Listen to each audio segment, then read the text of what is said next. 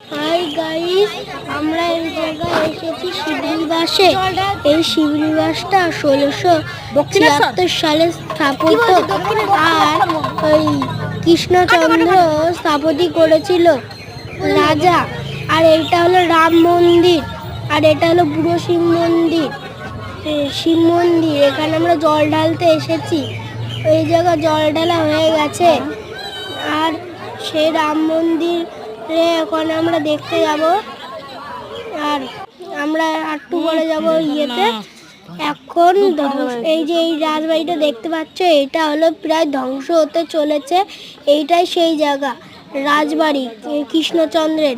এইটা আমরা এখন অল্প ভগ্নাংশ দেখতে পারছি, তাই এসেছি জল। এখন